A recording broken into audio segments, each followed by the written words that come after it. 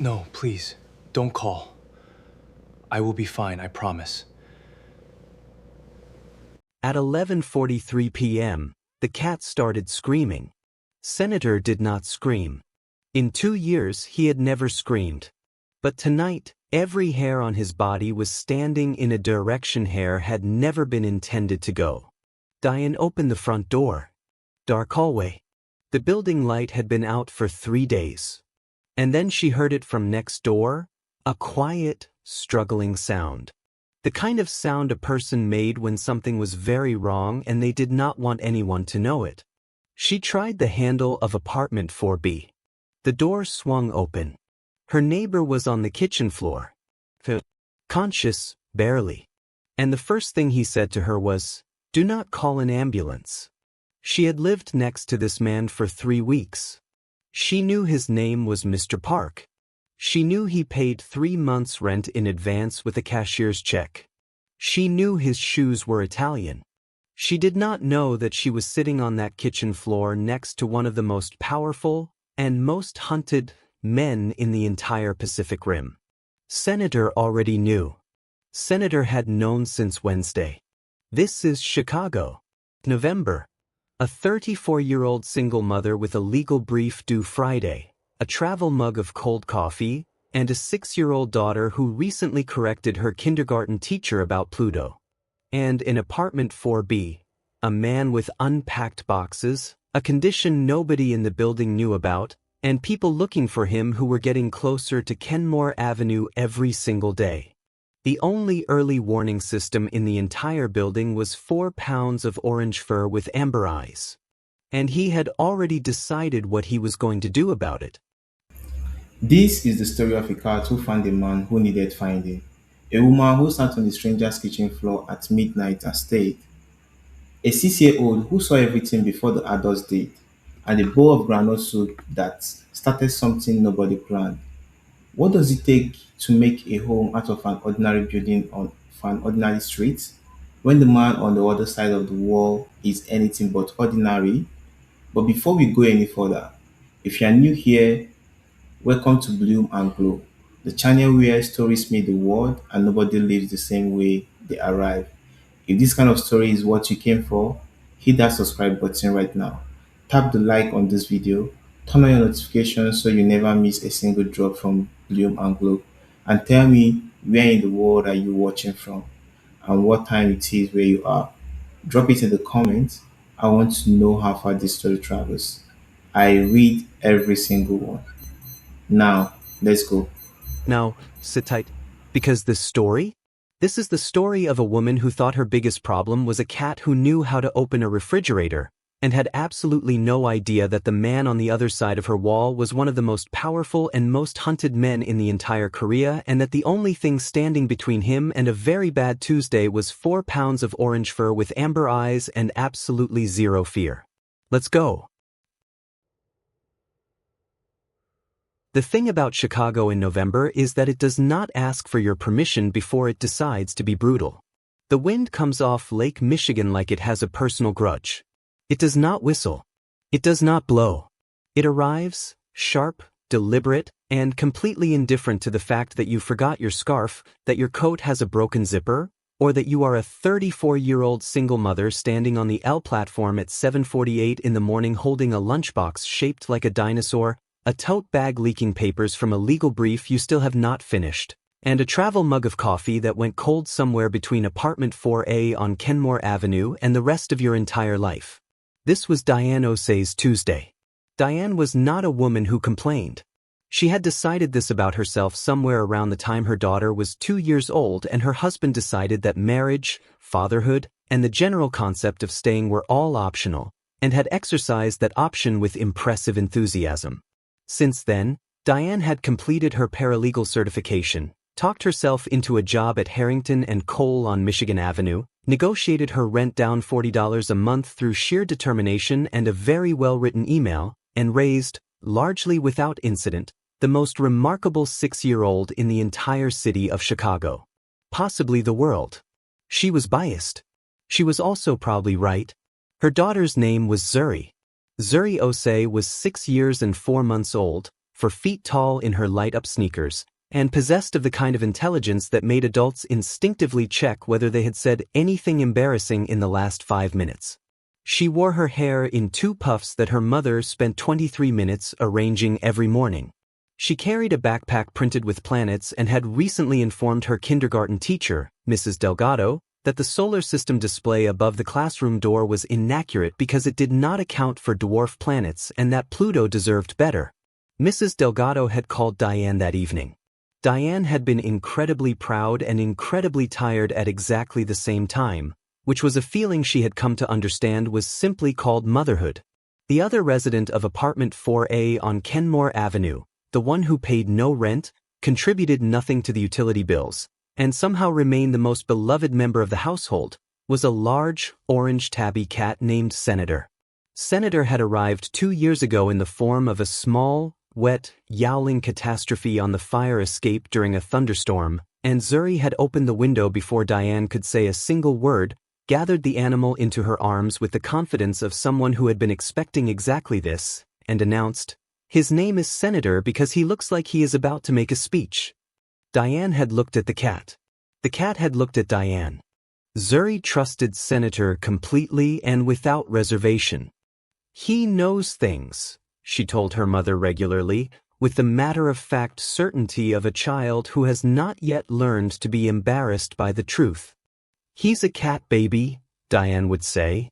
"Mama," Zuri would reply, looking up at her with an expression that was far too patient for a 6-year-old. So? Diane never had a good answer for that. The man in apartment 4B had moved in on a Wednesday.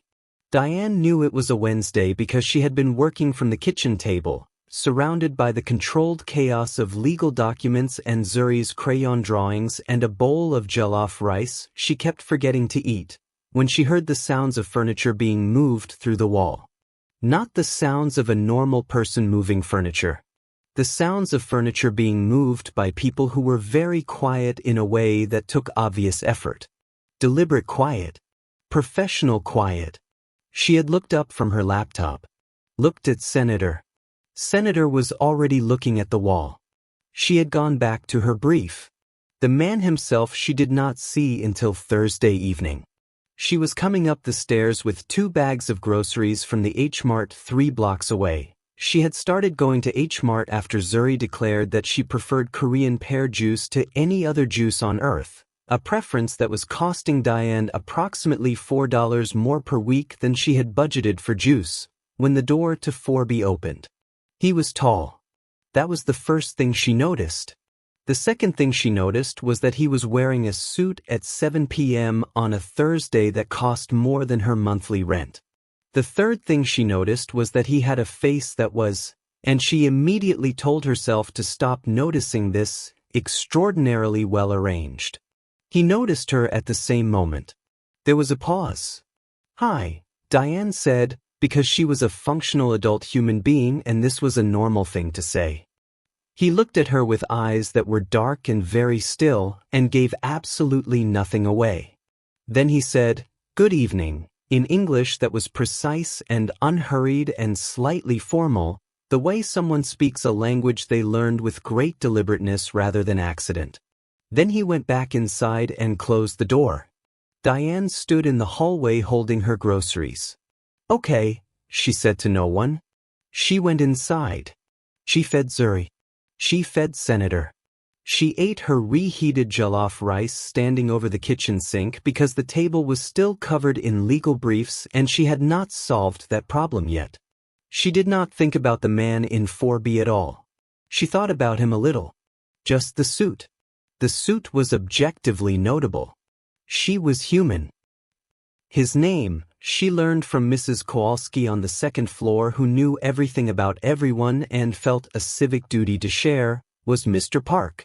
He had paid 3 months' rent in advance, in a cashier's check, which Mrs. Kowalski reported with the reverence usually reserved for religious events. He received packages that were signed for by a different person every time. He kept extremely irregular hours. He had, on one occasion, nodded at Mrs. Kowalski in the hallway, and she had described this to Diane as The most dignified nod I have ever received in 81 years of living. He's probably just some finance guy, Diane said. But they all dress like that now. His shoes, Mrs. Kowalski said gravely, were Italian. Mrs. Kowalski. I know shoes, Diane. I was married to a man who knew shoes. Those were not the shoes of a regular person. Diane filed this information in the part of her brain labeled interesting but irrelevant and went about her life. She had a brief due Friday. She had a parent-teacher conference Monday. She had a cat who had recently learned to open the refrigerator and had eaten half a container of leftover stew in a development she was choosing to describe to herself as a minor setback. She did not have time for Italian shoes. He did, genuinely, look like he was about to make a speech. She had let him stay. She had never once regretted it, which surprised her more than almost anything else in her adult life. Senator was, by any objective measure, an extraordinary animal. He was large, not fat, exactly, but substantial in the way that suggested he had opinions about his size and was comfortable with all of them. He had amber eyes that observed everything with an unsettling quality of assessment, as though he were constantly calculating something and simply choosing not to share the results. He slept 14 hours a day, ate with the focused seriousness of a food critic, and had, on 3 separate occasions, stared at the wall of the living room for so long and with such intensity that Diane had eventually gotten up to check if something was there. There never was. Or at least nothing she could see. It was Senator who introduced them properly. This was, in retrospect, very on brand for Senator. It happened on a Saturday morning in the 3rd week of November. Diane was still in her robe, which she would later think about with the specific suffering of a person who very much wished she had been in better clothing. She was making Zuri's breakfast, scrambled eggs with a little bit of everything in them, which was what Zuri had requested, and which turned out to mean, upon cross-examination, cheese, green onion, a small amount of the Korean pear juice she loved for reasons that Diane no longer questioned, and the red stuff, which was gochujang, because Zuri had seen it in the refrigerator and decided it looked important. Senator was sitting on the kitchen counter watching this process with his usual expression of detached professional judgment. Zuri was at the kitchen table conducting what she called her morning meeting, which was a daily ritual in which she sat with a small notebook, a crayon, and a very serious face, and wrote down what she called the plan. The plan always began with breakfast and ended with something aspirational. That morning's plan ended with, "Find out if Senator can talk but is just choosing not to." Diane slid the eggs onto Zuri's plate. Zuri examined them. "These have the red stuff," Zuri confirmed. "You asked for the red stuff." "I know. I'm just confirming." She picked up her fork with the gravity of a woman sitting down to an important business dinner. "Senator," she said without looking up, "today is the day we find out."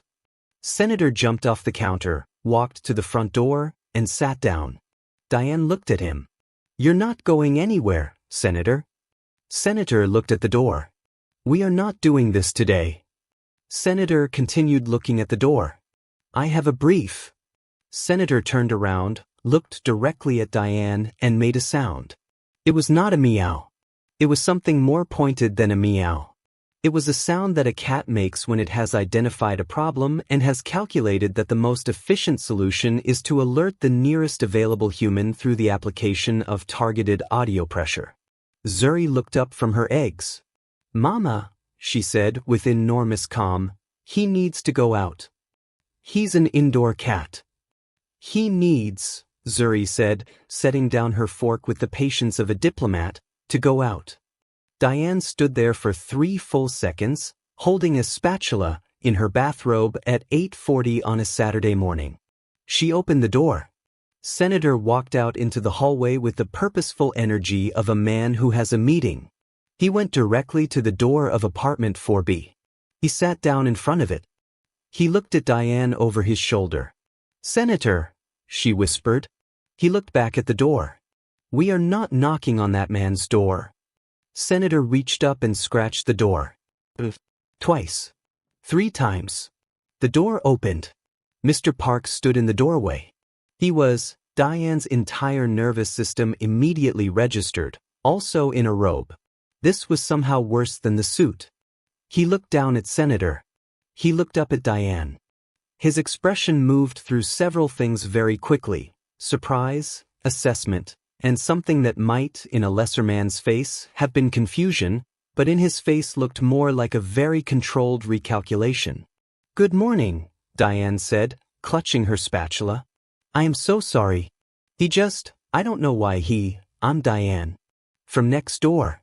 I'm so sorry about." Senator walked calmly into apartment 4B. There was a silence. "Your cat," Mr. Park said, "has entered my home." "Yes," Diane said. "I see that. Shall I? I'll get him. I'm so sorry. Senator, come here right now. Senator, I am not playing." Senator was not coming. Senator had, from the sounds emerging from apartment 4B, made himself comfortable. There was the sound of him jumping onto something. Then silence. Then the sound of him being entirely at home in a place he had never been before. Mr. Park looked at the situation. "Would you like to come in," he said, "to retrieve your cat?" It was not really a question. Diane recognized this. She also recognized that she was in a bathrobe holding a spatula. "Okay," she said. "Just for a second." She stepped into apartment 4B. The apartment was the same size as hers. It looked nothing like hers. Where her apartment had the comfortable layered chaos of a life actually being lived: Zuri's drawings on the fridge, Senator's food bowl by the door, the small framed photo of her mother on the windowsill, the plant she kept almost killing and then reviving through what she suspected was spite. Apartment 4B was spare. Precise.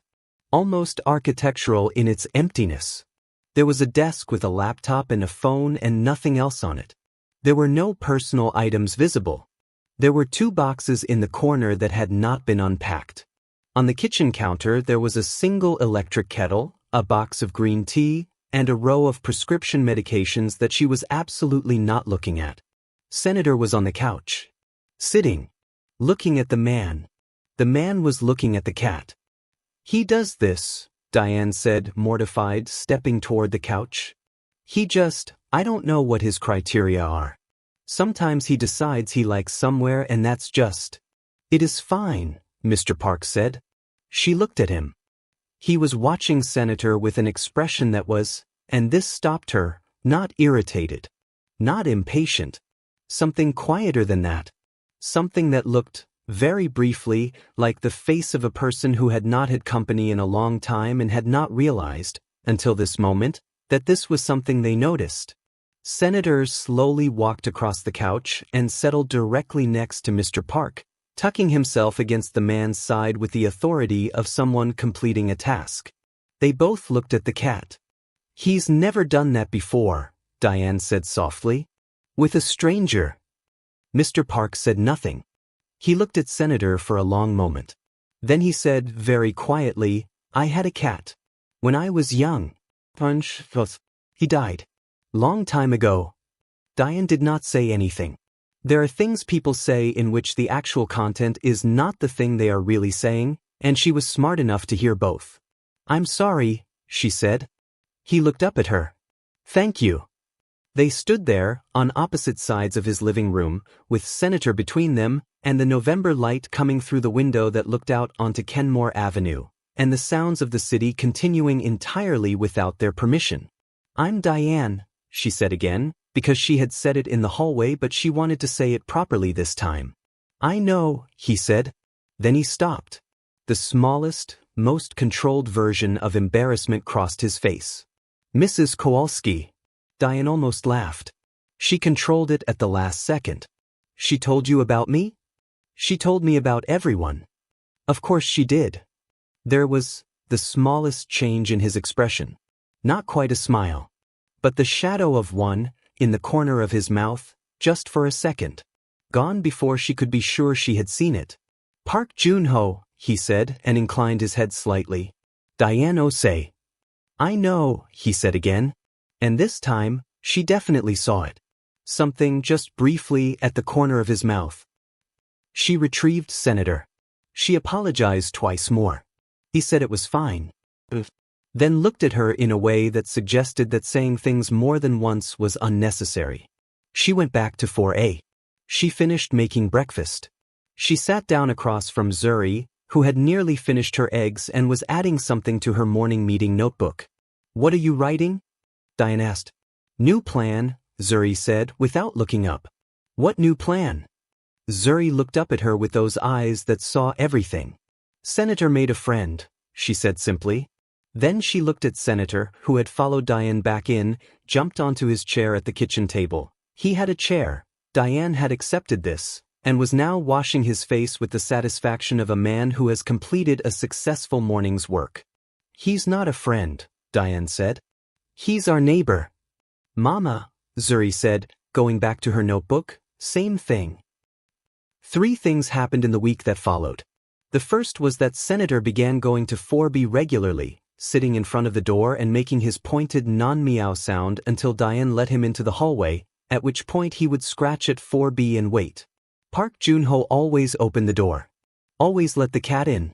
Always, from what Diane could hear through the shared wall, sat with him in the kind of quiet that suggested neither of them needed to fill it. The second thing was that Zuri declared on Wednesday morning that she needed to bring Mr. Park some soup. We don't give soup to people we barely know, Diane said. He barely has food, Zuri said. I saw when his door was open. He only has tea. You shouldn't be looking into people's. Mama, Zuri said, and this was, somehow, an entire sentence. Diane made the soup. It was groundnut soup, her mother's recipe, which she had been making since she was 17 and which she knew beyond any reasonable doubt was the best soup in the Northern Hemisphere. She put it in a container. She did not overthink this. She was being neighborly. She knocked on 4B. Park Joon-ho opened the door. She held out the soup. He looked at it. He looked at her. For me. Zuri decided you needed soup, she said. I find it's easiest to comply. Zuri is your daughter. 6 years old. 4 feet tall. Runs the household. That corner of his mouth. Fin. Just briefly. Thank you, he said, taking the soup with both hands, which she noticed, and which she recognized as a deliberate gesture of respect, the kind that comes from a culture that means it, and something about that small thing, the careful two-handed acceptance of a container of soup, made her chest do something inconvenient. She went back inside immediately. The third thing that happened was that on Friday night, at 11:43 p.m., she was woken by Senator screaming. Senator did not scream. She needed that understood. In 2 years of living with this animal, she had heard him produce many sounds: the pointed non-meow, the low rumble of his engine purr, the specific sound he made when he wanted the refrigerator opened, the different specific sound he made when she had failed to open the refrigerator fast enough, but she had never heard him scream. He was screaming. Diane was out of bed before she was fully awake, and Senator was at the front door with every hair on his body standing in a direction that hair had never been intended to go, making a sound that bypassed all rational thought and went directly to the oldest part of her brain that recognized something was wrong. Senator. He clawed at the door. Frantic. Specific. She opened it. The hallway was dark. The building's overnight light had been out for 3 days. She stood in the doorway letting her eyes adjust, and that was when she heard it. A sound from 4B. Not loud. That was what made it terrifying. It was a quiet, struggling sound. The sound of a person in serious trouble who did not want to make noise. She went to the door of 4B. She knocked. No answer. She knocked harder. Nothing. She tried the handle. The door swung open. Park Joon-ho was on the floor of his kitchen. He was conscious. Barely. He was pale in the way that happens when something is very wrong inside a body regardless of the skin it lives in, and he was holding his side, and there was evidence that something had been wrong for some time before Senator woke her up, and she did not scream because she was Diane Osei, and she had decided a long time ago that she was not the kind of person who screamed when there was work to do. She was across the room in 4 steps. Hey, look at me. Joon-ho. Look at me. His eyes found hers. They were glassy but present. "Do not," he said, and his voice was ragged, "call an ambulance. You need no ambulance." His hand found her arm. His grip was surprisingly strong for a man who looked the way he looked. "Please." She looked at him. She looked at the situation. She made a very rapid assessment. "Can you sit up?" "Yes." He couldn't. She helped him. Senator appeared beside them and sat down next to Park Joon-ho with his body pressed against the man's leg, and Park Joon-ho put one hand on the cat without looking at him, and Senator did not move. "Tell me what's happening," she said. "Right now.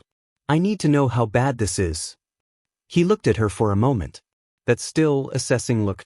Then he made a decision. She could see him make it, and he said, "I have a condition.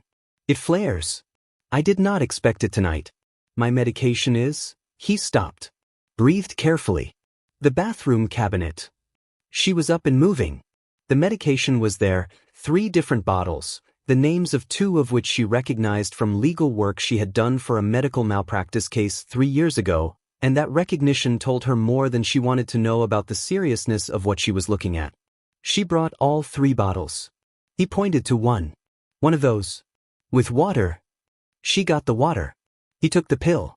She sat on the kitchen floor next to him, and Senator sat on his other side, and the 3 of them waited for the medication to do what it was supposed to do. It took 11 minutes. She counted. When the color began returning to his face and his breathing started to ease, she said, "How long has this been happening?" "Some years." "Are you on your own?" He looked at her sideways. "I have people." "Are any of your people here right now?" The pause. "No." "Then you're on your own tonight." He didn't argue with that. "I'm staying until you can stand without help," she said. "And then tomorrow you're going to tell me what medication you take and where it is, and I'm going to put that information in my phone. Not because I'm in your business. Because I'm your neighbor and you don't have anyone else in this building who knows what's in your bathroom cabinet." He looked at her. "Don't argue with me," she said. "I'm a paralegal. I argue for a living. You will lose." Quiet. And then, the first time she heard it fully, not a shadow, but the real thing, he laughed. It was small and a little rough and quickly controlled because laughing hurt him right then, but it was real and it was surprised out of him, and it changed his whole face into something that was not guarded or precise but just simply human. "Okay," he said. "Okay," she said. Senator purred. She stayed for 2 hours. She did not mean to. She stayed until he was on the couch and they were both drinking tea and they were talking. Not about what had happened. Not about his condition or why he had no ambulance in his emergency plan. They talked about other things. He asked about Zuri. He asked how old she was and what school she went to, and when Diane mentioned the Pluto incident his eyes warmed with genuine delight and he said, "She is correct. The reclassification of Pluto is scientifically inconsistent." Diane said, "Please never say that in front of her or I will never hear the end of it." He almost smiled again. He had grown up in Busan, he told her. Not Seoul, Busan, the city on the sea where the light was different. His grandmother had made soup from fish and anchovy broth and he had not had soup from someone's actual kitchen in years. "The groundnut soup," she said. "Did you eat it?" "Yes," he said. "And?" He looked at his tea. "I had it for dinner," he said, "and then I had it again for breakfast." She looked at him. "It is excellent soup," he said with complete seriousness. She managed not to smile for almost an entire second. She did not tell Zuri what had happened. Zuri found out anyway, because Zuri found out everything, and on Sunday morning over her eggs with the red stuff she said, without preamble, "Is Mr. Park okay?" Diane looked at her. Why would Mr. Park not be okay? Senator was worried, Zuri said. I could tell. Senator was. He was watching the wall for a long time. Zuri cut her egg with surgical precision. He only does that when he's worried. Diane opened her mouth and closed it again. She looked at Senator, who was on his chair eating his breakfast with complete composure. Mr. Park is fine, she said. He was a little sick. He's better now. Zuri processed this. He should eat more, she said. Zuri. Mama. I'm just saying what's true. She was just saying what was true. This was, Diane reflected, both the best and most exhausting thing about her daughter. She found out on a Monday. She was at her desk at Harrington and Cole, eating lunch at her computer, when her supervisor Patricia appeared in her doorway with the expression she wore when something had happened that was interesting enough to overcome her professional neutrality. Do you know who Park Joon-ho is? Patricia said. Diane's fork stopped. He's in the news, Patricia said, holding out her phone. Apparently he's in Chicago. Diane took the phone. The article was from a Korean-language business publication picked up by Reuters. The headline read, Park Group Chairman returns to U.S., whereabouts unknown. There was a photo. The man in it was wearing a suit that made the one from the hallway look casual, standing at the center of a group of people with the posture of those orbiting someone important. She read the article. Park Joon-ho, 52, was the chairman of Park Group, one of South Korea's largest conglomerates, with holdings in shipping, pharmaceuticals, construction, and technology. Famously private. Believed to be in the United States for health reasons. Not seen at headquarters in Seoul for 6 weeks. Korean financial media was calling this a significant moment of uncertainty for one of the country's most closely watched family empires. There was a second article. This one covered organized crime in East Asia. It described a long-running tension between Park Group and interests the article named carefully, the kind of language journalists used when they meant something specific that lawyers had made difficult to say directly. Park Joon-ho had recently declined to cooperate with certain requests from certain parties. The article called this potentially dangerous. Diane put the phone down on her desk very carefully. She got the Morrison brief done by 4. She did not think about anything else until she was on the L going home, and then she thought about everything at once, and by the time she unlocked the door to 4A she had made a very clear decision. Senator was at the door waiting for her. She looked at him. He looked at her. I know, she said. I know. She knocked on the wall between 4A and 4B. Not the door. The wall. She felt ridiculous. She did it anyway. 3 seconds later, from the other side, she heard one knock back. She went to the door. He opened it. He was in a different suit, navy, equally expensive, and he was looking at her with his careful, still face, and she could see that he already knew why she was there. You could have told me, she said.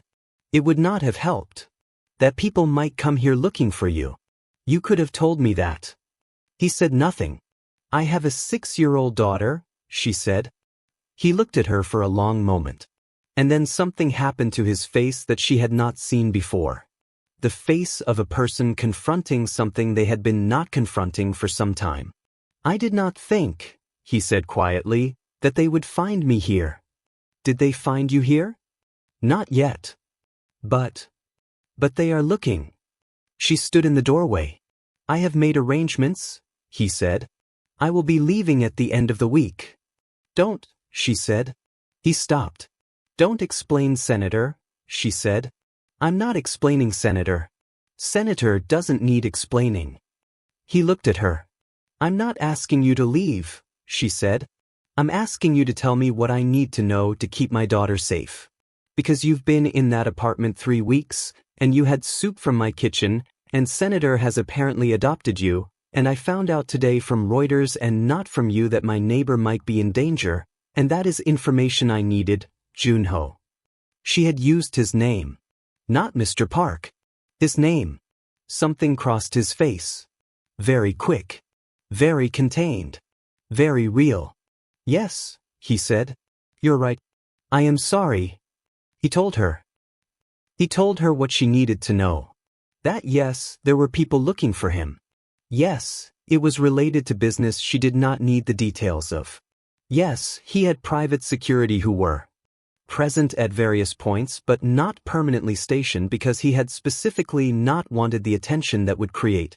Yes, he had a plan to leave Chicago at the end of the week. He also told her that the medical condition was real and serious, and that the specialist at Northwestern was the actual reason he had come to the United States. The apartment on Kenmore was the apartment of a man who had needed to disappear into an ordinary building on an ordinary street, somewhere no one would think to look. And you never thought, Diane said, that the ordinary woman next door might want to know that. I thought the less you knew. The less I knew, the less I could protect myself. That is not how this works. He looked at her. I'm a paralegal, she said. I have spent 7 years watching people keep things from each other because they thought they were being protective, and it is never protective. It is always just alone. It just makes everyone alone. Silence. I'm sorry, he said, and he meant it. Don't be sorry, she said. Just tell me the rest. He did. Hold on, I need to pause right here for just a moment. Because I know you are deep in this right now. I know you felt that hallway. I know you felt that kitchen floor at 11:43 p.m., and the soup, and the wall knock. And I know you are not ready for what is about to happen next. Tell me your best moments so far. Drop it in the comments right now. What hit you hardest? Where are you watching from and what time is it? I want to read every single one. I want to know how far Bloom and Glow travels. If you have not subscribed yet, right now is the moment. Tap that subscribe button. Hit the like. Because what you just learned about who Park Joon-ho actually is, that was only the surface. What nobody in this building knows, what even Diane does not fully understand yet, is how close the danger already is. And that the only early warning system in the entire building is a large orange cat with amber eyes who has already decided, in the particular way that cats decide things, exactly what he is going to do about it. Sit tight. Here we go. On Wednesday, his security contact told him the two men had moved closer to Kenmore. He told Diane. She took this information, processed it for 30 seconds, and said, "We're staying in tonight." As though this were obvious. As though "we" were a word she used about the two of them without thinking about it. You should not. Joon-ho, I am not going to have you sit in there alone while people who shouldn't be here are getting closer. That is not something I'm willing to do. It could be dangerous. My entire life is dangerous. I drive in Chicago traffic. I manage a 6-year-old. I pay rent on a paralegal salary. I am not afraid of difficult situations. He looked at her for a long time. You are a very unusual woman. Thank you, she said. That is a correct observation. So they stayed in 4A, which was warmer and had food in it, and a drawing by Zuri on the refrigerator that said "Our home" in large careful letters with 3 figures and a large orange cat. He sat on their couch. Senator sat next to him. Zuri fell asleep at 8 with her head on Senator's back, which was how she fell asleep most nights, and Diane carried her to bed.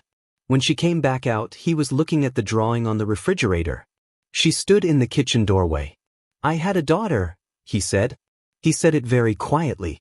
She died 6 years ago. She was 4. Her name was Soo-yun.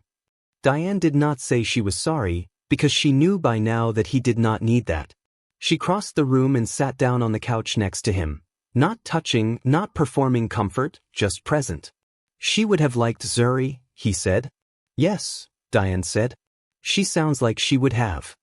Senator moved and repositioned himself with his head on Park Joon-ho's knee, and the man put his hand on the cat very gently, and they sat in the quiet of the apartment on Kenmore Avenue with the sound of Chicago outside the window and the weight of everything unsaid filling the room like something almost warm. On Thursday afternoon, Senator got out. Nobody knew how. The door to 4A had been closed. The windows were closed. Senator did not have thumbs. And yet, at 3:15 on a Thursday afternoon, Senator was in the hallway of the building, and Zuri was the one who discovered this when she arrived home from school and found the apartment door closed and Senator not inside it. Senator is gone, she announced. Diane was on a work call. She held up one finger. Zuri grabbed her arm with both hands and shook it. Mama, Senator is gone. I have to call you back, Diane said, and hung up on his senior partner, which she would deal with later. They searched the apartment. They searched the hallway. They went floor by floor, which required Diane knocking on Mrs. Kowalski's door, who immediately became fully involved and began calling Senator by name down the building's stairwell with the lung capacity of a woman who had strong feelings about this cat and did not care who knew it. Senator! Senator, honey, where are you? Mrs. Kowalski, you don't have to. Senator! Senator was found in the building's basement. He was not alone. He was sitting approximately 2 feet from a man that Diane did not recognize, crouched near the building's utility access. Senator was sitting there looking at this man with his amber eyes in a way that was not aggressive, not frightened, just watchful. The way Senator looked at things, he was waiting for someone else to handle. The man looked up when Diane and Zuri and Mrs. Kowalski arrived at the bottom of the stairs at the same time. There was a beat. He's been here the whole time, Mrs. Kowalski said, which was not about Senator. Can I help you? Diane said very calmly. The man said something in Korean. Diane took out her phone and called Park Junho. What happened next lasted approximately 12 minutes and was, from Diane's perspective, one of the stranger 12 minutes of her adult life. Park Junho's security arrived through the building's front door with a speed that told her they had been much closer than she had known. 2 more men appeared at the top of the basement stairs. There was a very controlled, very tense conversation in Korean that she could not follow but could read in the way bodies tell the truth even when mouths do not. Park Junho arrived last, coming down the stairs with a calm that was the particular kind of calm that exists directly above something that is not calm at all. He looked at the man. He spoke to him. The man spoke back. Then Park Junho said something brief and final, and one of the security men spoke into a phone, and the man by the utility access stood and was escorted firmly up the stairs and out of the building. Park Junho turned around. Diane was standing behind him with Zuri's hand in hers and Senator in her arms, and Mrs. Kowalski was at her left, and they all looked at him. Is it handled? Diane said. Yes. He looked at her. Then at Zuri. Then at Senator. How did you know? I didn't, Diane said. Senator did. He looked at the cat. Senator looked back at him with amber eyes. He found him, Zuri said, with complete composure. Senator always finds things. He found Mama's phone under the couch last year. He found where I hid the birthday cake I wasn't supposed to know about in 2023. He found the Wi-Fi router once when it fell behind the bookcase. She paused. He knows things. Park Junho looked at the cat for a long, quiet moment. Yes, he said. He does. Mrs. Kowalski put her hand over her heart. He's a hero, she said, about the cat. Senator looked at Mrs. Kowalski with his amber eyes. I know, Mrs. Kowalski told him. I know, baby. He left on Friday. He came to 4A the night before to say goodbye. He brought 3 things. A very small, very elegant box of Korean pear candies for Zuri, which she received with the seriousness of someone accepting a diplomatic gift. A plant for Diane. A proper indoor plant, not a difficult one, with a small card that had care instructions written in his precise handwriting. And for Senator, he placed on the floor a small toy, a traditional Korean fish shape, which Senator batted once across the floor, picked up in his mouth, and carried to his chair with the satisfaction of ownership. The Dunjang Jigi, Zuri said. She was sitting at the table watching this. You didn't make it. No, he said. I didn't have time. You owe us Dunjang Jigi, she said. It was not a question. Yes, he said. I do. Okay. She looked at him with those eyes. Come back when you are not in danger anymore. Then you can make it. He looked at her. Okay, he said very quietly. Okay, she said and went back to her notebook. He turned to Diane. They were standing in the kitchen. The plant was on the counter. Senator was on his chair with his fish toy. The drawing on the refrigerator said our home. Thank you, he said, for the soup. And the floor. He stopped. Started again. When you sat on the floor. She understood what he meant. All of it. Take care of yourself, she said. Take the medication. Don't skip it. I know. I mean it. I know you mean it. That corner of his mouth. You are a paralegal. I will argue with your body chemistry if I have to. I'll write it a very firm letter. He laughed. Full this time. A real one. The kind that changed his whole face into something that was not guarded and was not still and was not precise but was just, in the most complete sense of the word, alive. She laughed too. They stood in her kitchen laughing, and then it faded, and they stood in her kitchen looking at each other in the aftermath of it. Diane, he said. The way he said her name was its own thing. Specific. Deliberate. Go, she said. And be safe. Yes, he said. He went. He sent the plant care instructions 3 days later. Her phone showed a number she had added to her contacts as a precaution and had not expected to hear from, and the message was a more detailed version of the card he had left, with notes on watering frequency and light levels, and the specific sentence. It prefers consistency. Not too much attention. Just enough. She looked at that sentence for a long time. She wrote back, noted. The plant and I will discuss this. He wrote, tell Zuri the plant is called a money tree. She will find this philosophically interesting. She told Zuri. Zuri examined the plant with new regard. Does it grow actual money? She asked. It's symbolic, Diane said. Of what? Prosperity. Good luck. Zuri considered this. Senator should sit near it, she said. He'll make it work. She moved Senator's chair closer to the money tree. Senator sat next to it with the expression of a man taking on new professional responsibilities. The messages continued. Not every day. Not with frantic frequency. Carefully. Consistently. The way you water a plant that prefers not too much attention but just enough. He told her about Busan. About his grandmother's kitchen and the smell of anchovy broth and how the harbor light was different in winter. She told him about Accra, which she had visited twice, her mother's hands, the smell of the market near her grandmother's house in Kumasi, how home was sometimes a smell more than a place. He told her about Suyun. A little more each time. The sound of her laugh. The way she had loved the color yellow. The fact that she had, at 4 years old, already had opinions about soup. She would have agreed with Zuri, Diane wrote, about the plant. The pause. Then, yes. She would have. He came back in March.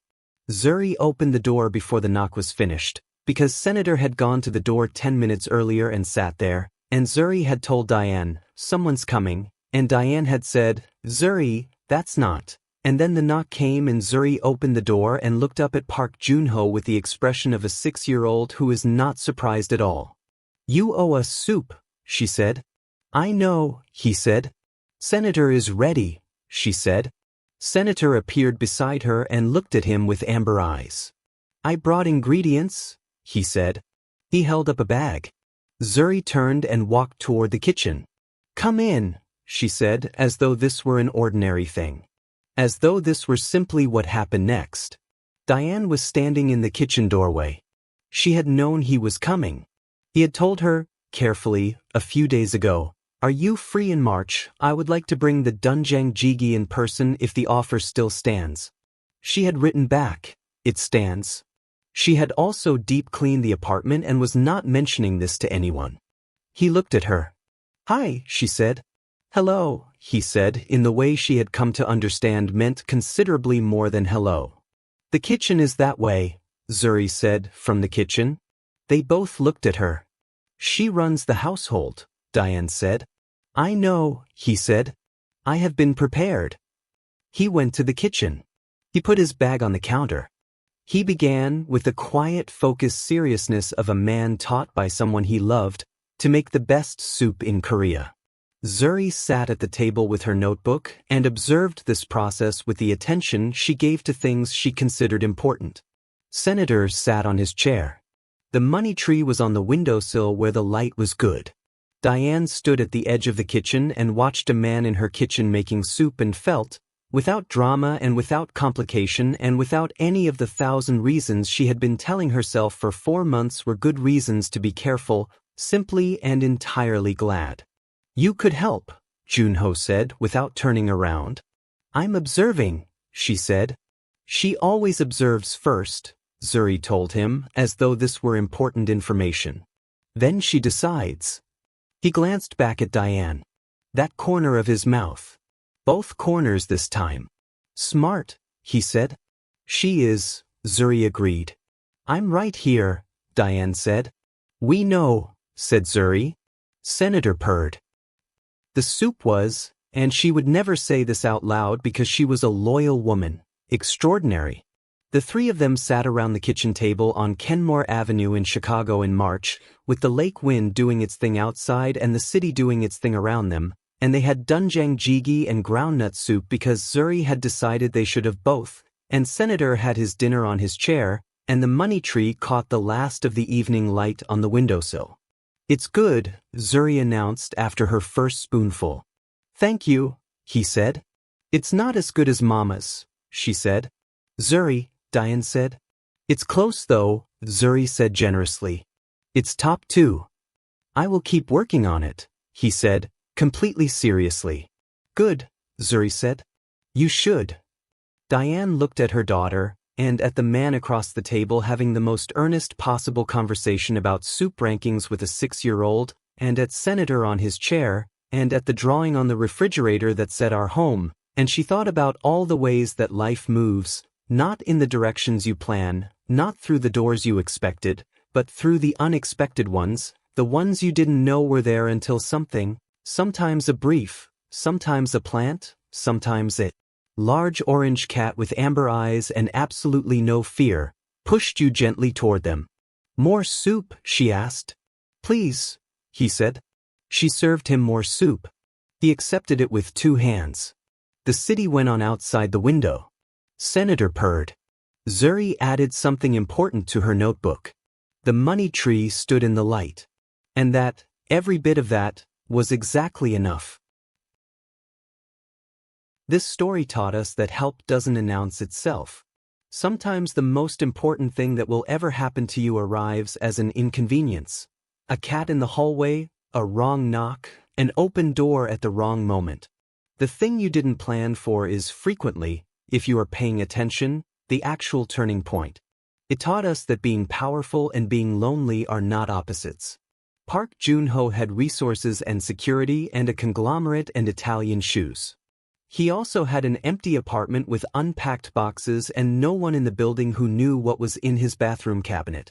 Power does not protect you from the particular kind of silence that comes from choosing to keep everyone at arm's length. It taught us that children are always watching. Zuri knew Senator was worried before Diane did. She knew a visitor was coming before the knock arrived. Children live closer to the truth than adults do, because they have not yet learned to explain it away.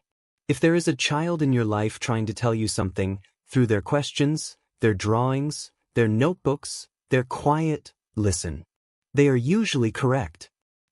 If this story hit you the way I hope it did, if you felt every single moment from that cold Chicago hallway to that kitchen table in March, then you already know what to do.